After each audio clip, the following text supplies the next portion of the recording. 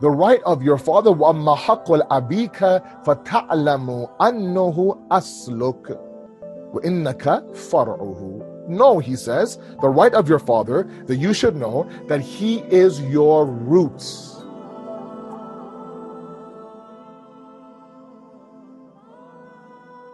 Maulana Asad, you were my favorite teacher and you were my favorite Dunyat teacher.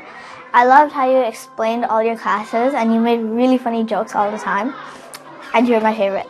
Assalamu alaikum. Maulana Asad Jafri was my teacher for 2 years. He was an excellent teacher. He was nice, humble, and polite. I'm so thankful that I had the opportunity to learn from him.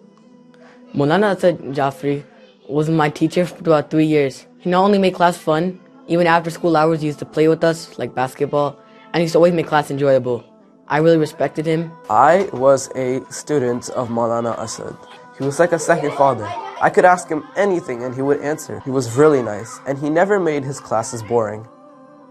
Assalamu alaikum everyone. Today I would like to talk about Maulana Asad Jafri. He was such a great teacher. He was so kind and friendly. He would always allow anyone to ask questions about deen. He was a knowledgeable person. He was like a gem for Darul Quran Madrasa. Assalamu alaikum wa rahmatullahi wa barakatuh. A person is recognized by his character, and the teachings we got from the Ahlul Bayt and the Quran mentions that akhlaq can be exemplified as a fruit of the tree whose branches are your practices and whose roots are your beliefs. If the roots are watered with the right water and the branches are bloomed in the right manner, then you get the right person. And that's where I see Maulana Asad Jafri. We know Maulana Asad Jafri as a scholar or a teacher, but you will see most of us saying to have a special connection with him. We can say that it was an example of the best akhlaq from Maulana Asad Jafri. I think that we should really take this legacy of him and strive towards have a better akhlaq and to serve the community. I'm really looking forward to someone to follow his footsteps. Assalamu alaikum. My name is Ashraf Syed and I'm the president of the Mehdi Youth Society. This youth society itself was established by Marhum Syed Asad Jafri in 1985.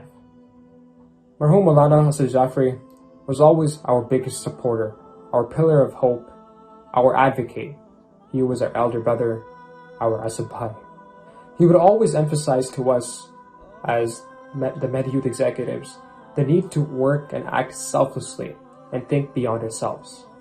Think about ways of how we can help our local community members, be it our elders or our smaller brothers and sisters.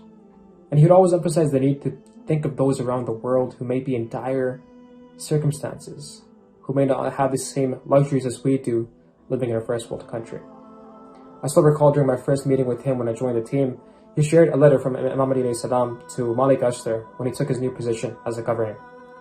And one of those points was that when you come into this position, it is your responsibility to think of those around you and think of your local members and individuals and find any way you can to contribute to their betterment and help in any way you can. I think with what Hope is doing and their amazing initiatives, I believe it's my responsibility to help and support in any way I can, as taught to me by Asad Bhai. We pray to Allah subhanahu wa ta'ala to allow us to be able to tread the path laid out to us by the Ahlul Bayt alayhi salam, and that was shown and taught to us by Asad Bhai.